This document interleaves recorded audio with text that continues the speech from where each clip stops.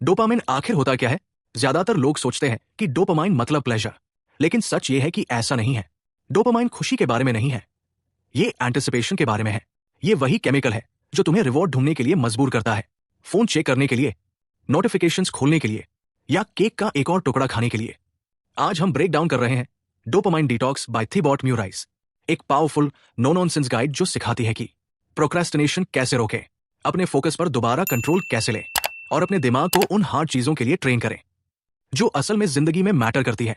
अगर तुमने कभी सोचा है कि इंपॉर्टेंट काम पर फोकस करना इतना मुश्किल क्यों है, स्क्रोलिंग क्यों नहीं रुकती, या मोटिवेशन हमेशा ड्रेन क्यों लगती है, तो ये किताब साफ बताती है कि तुम्हारे दिमाग के अंदर क्या चल रहा है और उसे ठीक कैसे करना है। चलो शुरू करते हैं।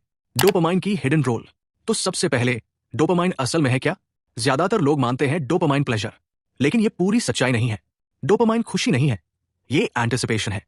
ये वो केमिकल है जो तुम्हें रिवॉर्ड्स चेस करने पर मजबूर करता है। एवोल्यूशन के हिसाब से डोपामाइन ने हमें जिंदा रखा, खाना ढूंढने, शेल्टर पाने और पार्टनर्स खोजने में मदद की। लेकिन मॉडर्न वर्ल्ड में डोपामाइन को हाईजैक कर लिया गया है। Social media, junk food, TikTok, online shopping, हर जगह डोपामाइन ट्रिगर्स हैं जो छोटे छोटे एक्साइटमेंट हिट्स देते हैं और हमें क्रेविंग के एंडलेस लूप में फंसा देते हैं। रिजल्ट, हम ओवरस्टिम्युलेटेड हो चुके हैं। और जब दिमाग ओवरस्टिम्युलेटेड होता है तो नॉर्मल काम जैसे पढ़ना, पढ़ाई करना या काम करना बेहद बोरिंग लगने लगते हैं। इसीलिए हम प्रोक्रेस्टिनेट करते हैं। म्यूराइस कहते हैं, असल दुश्मन लेजीनेस नहीं है, असल दुश्मन है ओवरस्टिम्युलेशन। हमारा दिमाग बहुत ज्यादा इनपुट से फ्राई हो चुका है। मॉडर्न वर्ल्ड कैसे तुम्हारे दिमाग को हाईजैक करती है? हर बार जब तुम फोन चेक करते हो, डोपामाइन ट्रिगर होता है। Red notification dots, endless scrolling feeds, algorithmic recommendations, ये सब तुम्हें हुक्ड रखने के लिए डिजाइन किए गए हैं। ऑथर इसे कहते हैं डोपामाइन ट्रैप। सोचो जरा, तुम एक क्विक टेक्स्ट देखने फोन खोलते हो और 20 मिनट बाद टिकटॉक में खोए होते हो, एक ईमेल चेक करते हो और अचानक ऑफर्स, न्यूज और सोशल मीडिया ब्राउज करने लगते हो। खुद से कहते हो, बस एक वीडियो देखता हूं। 3 घंटे बाद टॉवल फोल्ड करने के 10 तरीके देख रहे होते हो। ये कांस्टेंट साइकिल फोकस को डिस्ट्रॉय कर देता है। जितना ज्यादा डोपामाइन चेस करते हो, उतना ही स्लो और डीप वर्क बेकार लगने लगता है। इसीलिए प्रोजेक्ट शुरू करना या किताब पढ़ना अचानक इम्पॉसिबल लगने लगता है, क्योंकि तुम्हारा दिमाग स्टिलनेस को एंजॉय करना भूल चुका है। म्यूराइस इसे कहते हैं स्टिम्युलेशन गैप। जितनी ज्यादा रोज की स्टिम्युलेशन, उतना ही मुश्किल होता है उन चीजों पर फोकस करना जो इंस्टेंट रिवॉर्ड नहीं देती। आगे बढ़ने से पहले, अगर ये ब्रेकडाउन तुम्हें यूजफुल लग रहा है तो लाइक दबाओ और सब्सक्राइब करो, क्योंकि अगला हिस्सा सबसे जरूरी है। यही हम सीखेंगे दिमाग को रीसेट कैसे करें, मोटिवेशन कैसे रीबिल्ड करें और कांस्टेंट डिस्ट्रैक्शन से कंट्रोल कैसे वापस लें। बाकी समरी में तुम सीखोगे 3 स्टेप डोपामाइन डिटॉक्स मेथड, जो तुम्हारा फोकस और प्रोडक्टिविटी पूरी तरह रिवायर कर सकता है। चलो आगे बढ़ते हैं। Dopamine detox explained. Dopamine detox का मतलब डोपामाइन को पूरी तरह कट करना नहीं है, वो इम्पॉसिबल है। मतलब है स्टिम्युलेशन को इतना कम करना कि दिमाग दोबारा बैलेंस्ड स्टेट में आ सके, जहां सिंपल और मीनिंगफुल काम फिर से रिवॉर्डिंग लगने लगे। म्यूराइस 3 लेवल्स बताते हैं। 1, 48 आवर कंप्लीट डिटॉक्स, 2 दिन के लिए सारी स्टिम्युलेटिंग एक्टिविटीज बंद।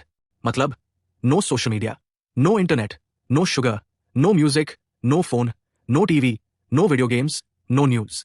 इसके बदले चलना, लिखना, मेडिटेट करना, जर्नल करना। ये दिमाग के लिए रीसेट बटन दबाने जैसा है। 2, 24 आवर डिटॉक्स, छोटा लेकिन इफेक्टिव वर्जन, बिगिनर्स के लिए परफेक्ट। 3, पार्शियल डिटॉक्स, अपनी बिगेस्ट डिस्ट्रैक्शन चुनो, यूट्यूब, इंस्टाग्राम या गेमिंग, और कुछ टाइम के लिए पूरी तरह हटा दो। गोल है ओवरऑल स्टिम्युलेशन कम करना, ताकि दिमाग काम, फोकस्ड काम में दोबारा सेटिस्फैक्शन ढूंढ सके।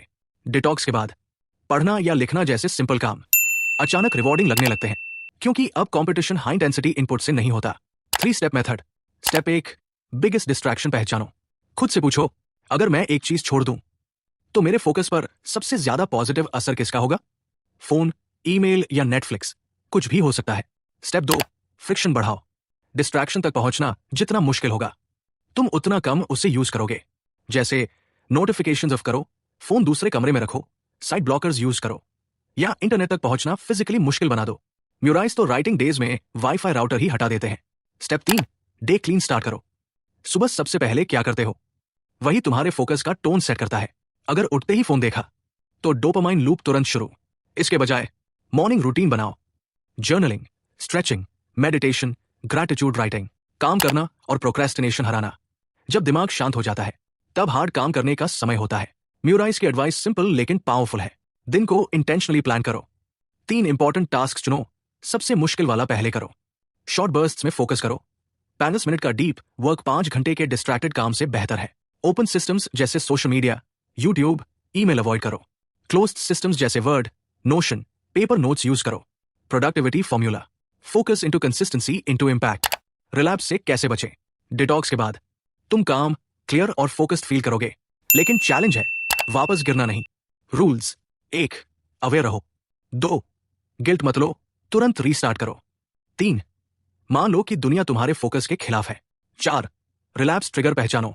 5. सस्टेनेबल हैबिट्स बनाओ। और हाँ, जानबूझकर बॉर्डम को अपनाओ। कुछ न करना दिमाग को शांति में रहना सिखाता है। Core message: dopamine detox pleasure छोड़ने के बारे में नहीं है, ये कंट्रोल वापस लेने के बारे में है। स्टिम्युलेशन कम होते ही दिमाग रीसेट होता है। पढ़ना, काम करना, क्रिएट करना, सब फिर से अच्छा लगने लगता है। म्यूराइज कहते हैं, एक्साइटमेंट फुलफिलमेंट नहीं होता, ट्रू सेटिस्फैक्शन आती है। डीप फोकस, मीनिंगफुल वर्क और प्रेजेंट रहने से। छोटे से शुरू करो, एक डिस्ट्रैक्शन हटाओ, फ्रिक्शन बनाओ और अपने दिमाग को फोकस से प्यार करना सिखाओ, क्योंकि तुम्हारा अटेंशन तुम्हारी सबसे कीमती चीज है और जो इसे कंट्रोल करता है वही तुम्हारी जिंदगी कंट्रोल करता है। और ये है एंटी माइंड इक्वेशन। एक छोटा वीडियो लेकिन लाइफ चेंजिंग पावर के साथ। अगर ये समरी पसंद आई हो तो लाइक, सब्सक्राइब करो और कमेंट्स में बताओ तुम्हारी सबसे बड़ी डिस्ट्रैक्शन क्या है और तुम कितने समय तक उसके बिना रह सकते हो। धन्यवाद देखने के लिए। अब जाओ और अपना फोकस वापस लो, एक शांत पल से शुरुआत करके।